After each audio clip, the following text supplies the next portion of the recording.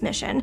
That means the New Horizons spacecraft, which flew by Pluto in July 2015, will be doing another flyby of an object in the Kuiper Belt. That's the large cloud of icy bodies found at the edge of the solar system.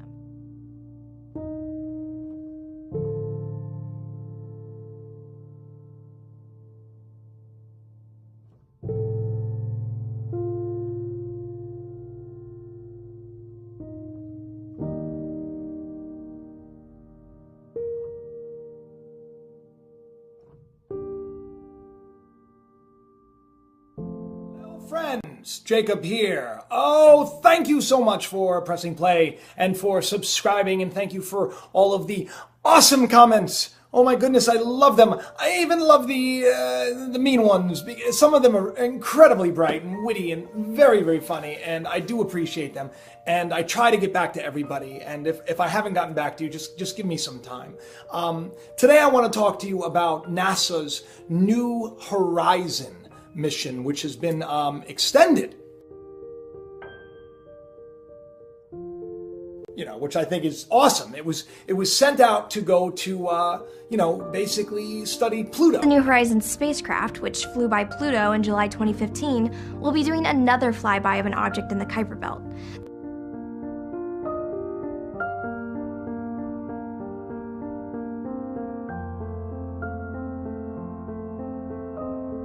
It's interesting because I often talk about these little breadcrumbs, this how I'm inspired to look into things, and this was one of them. I stumbled upon this, this wonderful article about this, New Horizons mission and how, they're going to make the most out of it. During the flyby, New Horizons will gather photos and data of MU-69, just like it did of Pluto. But that's not the only object the spacecraft will be studying during the extended mission.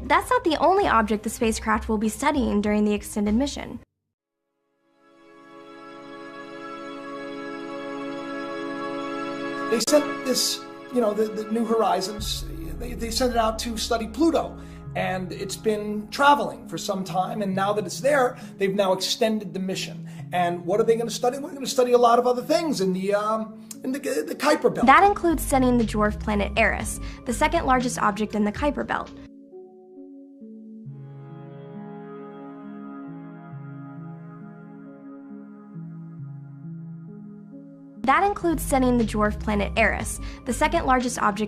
Belt. New Horizons will also be passing through the densest part of the belt, coming within 10 million miles of other nearby objects.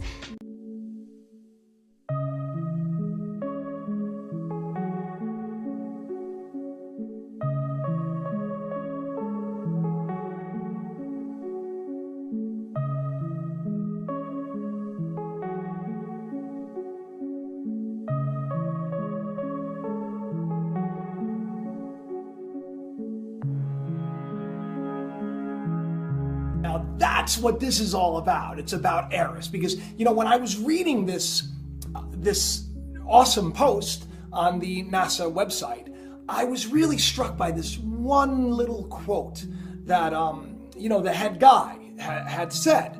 If you know anything about Eris, a lot of people have called it Nibiru as well, and Planet X and Planet 7X and Nibiru and Hercopolis, or there's so many names for this. Well, Eris is another one of these names, and interesting enough, Eris is like a goddess of chaos and destruction, and check it out.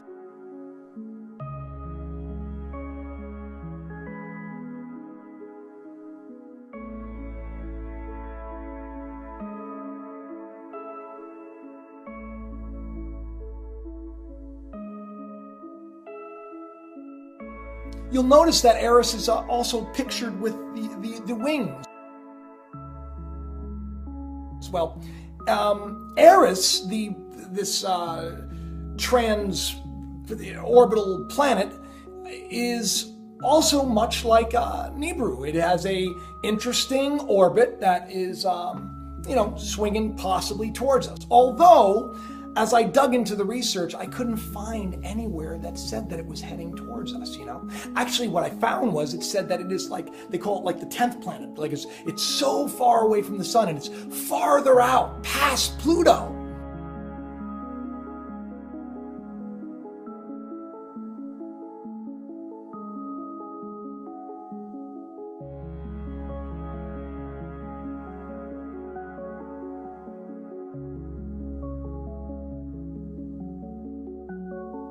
But what's interesting about that, while they're taking all these pictures and they're collecting all this data, they also make a point in their video to, mention Eris. That includes studying the dwarf planet Eris, the second largest object in the Kuiper Belt. New Horizons will also be passing through the densest part of the belt, coming within 10 million miles of other nearby objects. Now it's interesting, that they pointed this out, and they made a point of showing you even that red planet, right, or that dwarf star or whatever it is. They made a point of talking about it, and they made a point of saying that they're going to study it. Now, everything that I read about Eris says that it is very, very far away. It's past Pluto, right? But what's interesting about this? Now, this is where you gotta really shake your head and say, wait a minute, we're not being told the whole story. In this little article that I read on the NASA website, the head guy says that we're going to even be able to capture pictures and collect data on Eris, and it talks about what Eris is. But this is the interesting thing. It says, although we'll be farther away than if we were on Earth. In other words, Eris is now closer to Earth than the New Horizons mission. I thought that Eris was so far away. And the New Horizons, the craft it's going to be right there. It doesn't make any sense for him to say such a thing, unless, of course, Eris is on its way.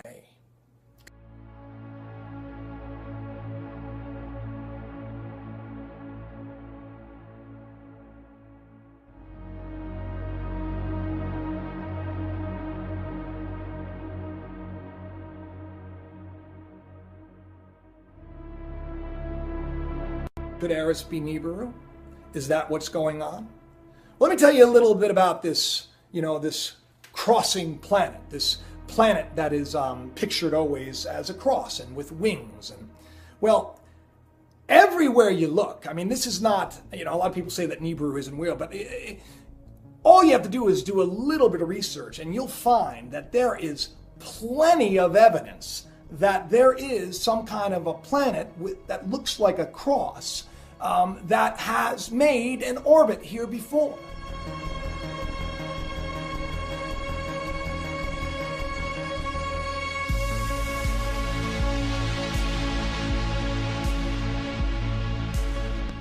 And I'm not just talking about Sitchin and the Sumerian tablets. I'm talking about, etchings, cave etchings. I'm talking about lots of artifacts that are found.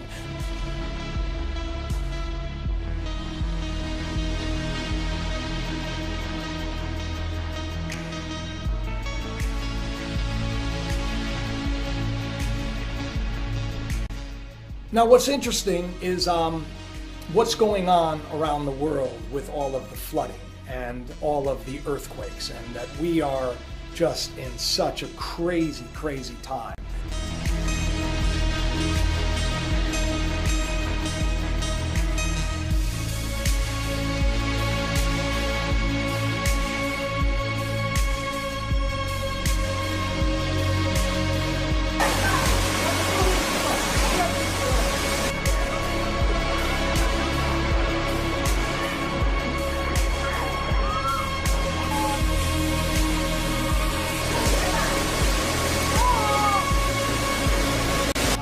I don't know if any of you have paid attention to what's going on with, the weather, But we've reached a point that is just incredibly disastrous.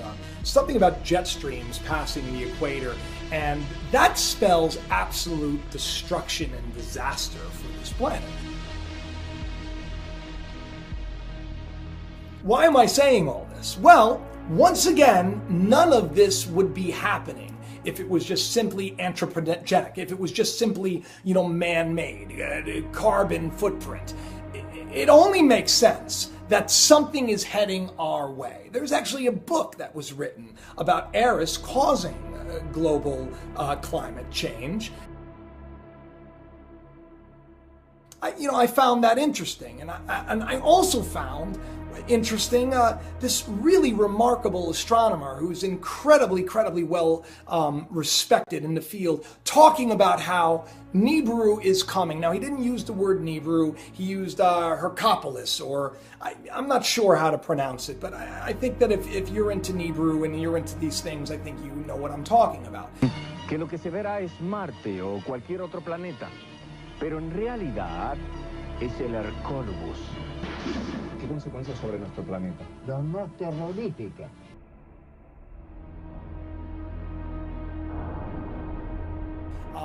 It goes by many names. And I just thought to myself, well, it would be confusing if it went by all these names, because how do you really keep track? I mean, we know Nibiru is the name that we all know. Could Nibiru be Eris? Is Eris heading towards us? Is that why NASA made a point of saying in their video that they're going to be studying Eris? That includes studying the dwarf planet Eris, the second largest object in the Kuiper Belt. Is that the reason? You know why? Because when things get closer to the point where things are visible in the sky, and yes, right now, some people are saying that it is, but you really do, from what I understand in my research, you really do need to have just fantastic equipment, telescopes, and all of that to really see what's going on. But in a couple of years, that's not going to be the case. I mean, I don't think that any of this is going to happen, within the next 6 months. I think that this is going to happen, and we have some time. And I think that this time is for us all to get the word out and to prepare. And I don't mean prepare like live in fear. I mean prepare like start to really get your house in order, start to really live your life, because this doesn't necessarily spell disaster and doom for us all. What it does say is that we're headed for a new day, and that new day could be on the tails of Eris coming towards us. When you look at what that lead NASA guy had said, the guy who was in charge, when he said that it'd be easier to take the pictures from Earth because Eris is closer to the Earth right now than Pluto, that's a dead giveaway that they have been lying to us, and they haven't told us that Eris is headed our way. It's a mess, people.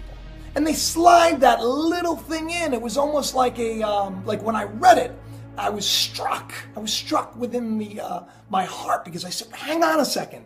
I thought Eris was farther away than Pluto, and if the New Horizon craft is right there at Pluto, wouldn't it be close? Well, not according to the head guy.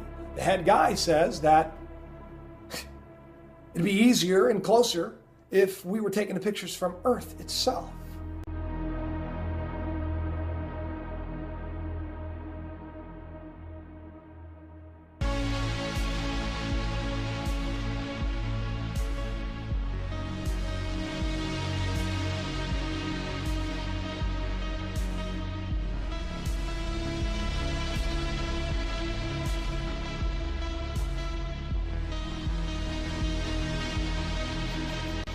We're being lied to, blatantly and openly lied to.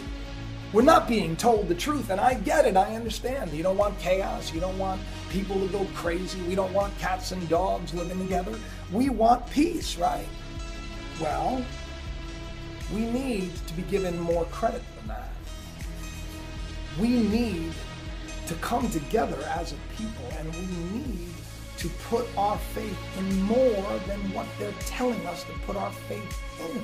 We need to seek We need to ask questions because there is such devastating climate change right now.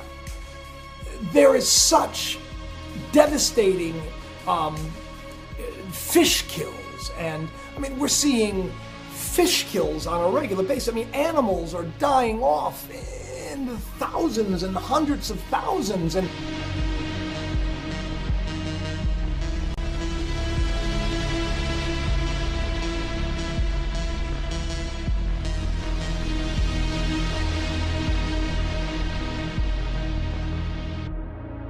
not to mention the massive, massive flooding, which, by the way, for years, people that talked about Nibiru said this is exactly what would happen if an extraplanetary system comes into our solar system. And according to this head guy, it sounds like it already is. And that's frightening because nobody's talking about it. There are a lot of crazy things going on. I mean, did you see even the pictures of Jupiter? What the heck?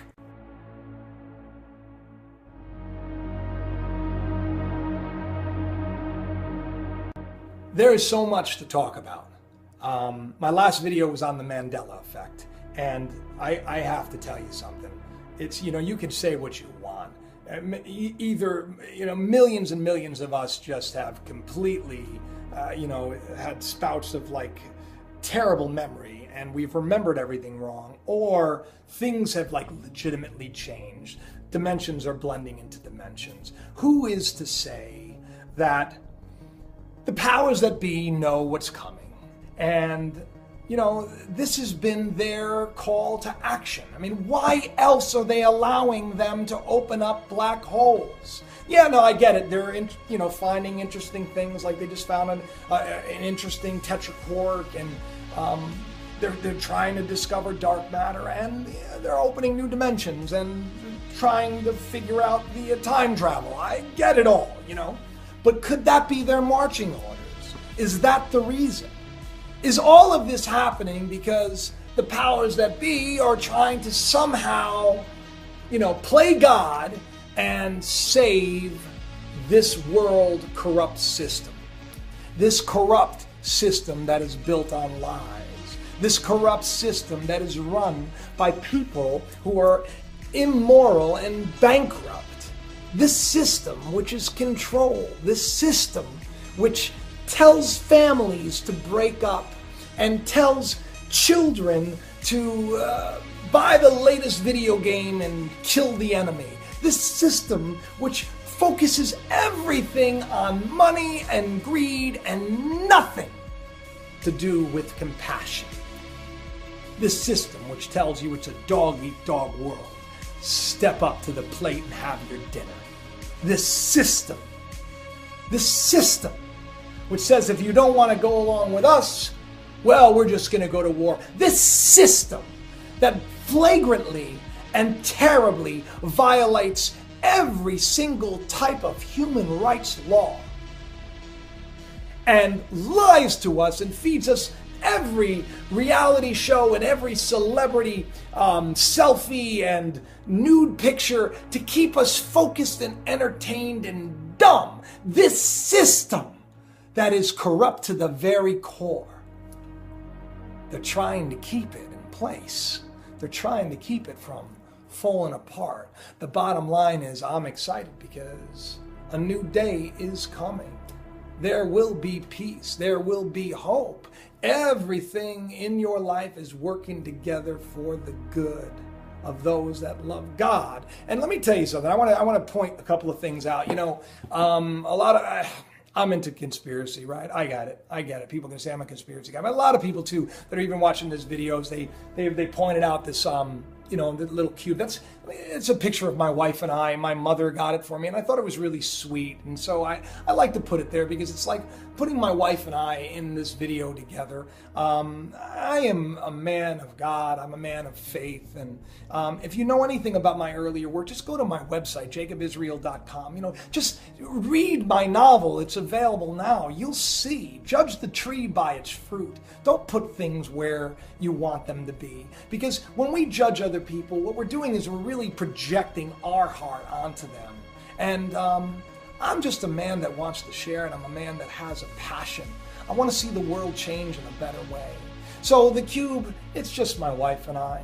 The clock, I know it's stopped. It's on 11:11. I get that. You know why? Because when I was younger, I saw 11:11 everywhere, and I felt like it was a wake-up call. You know, and it was actually, there's an 11:11 phenomenon everywhere else. So I kind of liked that it stopped on 11:11 because I think it's time for us all to wake up, you know. And the oil painting behind me was something we saw at and we just picked it up. I don't know who the artist is. The elephant behind me, this is my nanny. My nanny, she, my mother was a teenage mom. She was, you know, young. I lived with my nanny, my grandmother. She loved elephants. She had them everywhere. So I have that right there. So, and that's me. And you know, and I talk with my hands because I'm Italian. People keep asking me, are you Jewish? The name is God-given. It's my name.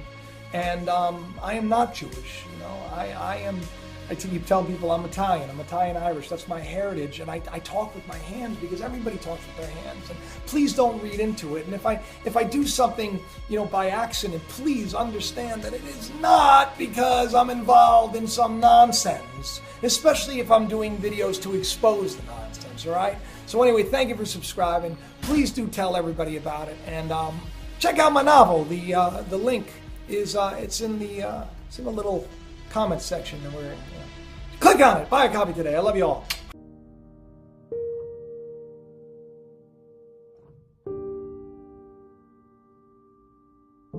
Hello, friends. Jacob here. Oh, thank you so much for pressing play and for subscribing, and thank you for all of the awesome comments. Oh my goodness, I love them. I even love the mean ones. Some of them are incredibly bright and witty and very, very funny, and I do appreciate them. And I try to get back to everybody, and if I haven't gotten back to you, just give me some time. Today I want to talk to you about NASA's New Horizon mission, which has been extended. You know, which I think is awesome. It was sent out to go to, you know, basically study Pluto. The New Horizons spacecraft, which flew by Pluto in July 2015, will be doing another flyby of an object in the Kuiper Belt.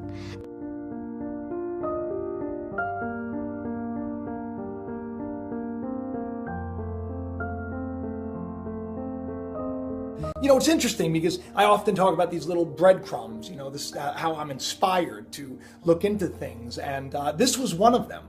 I stumbled upon this, you know, this wonderful article about this, you know, New Horizons mission and how, you know, they're going to make the most out of it. During the flyby, New Horizons will gather photos and data of MU-69, just like it did of Pluto. But that's not the only object the spacecraft will be studying during the extended mission.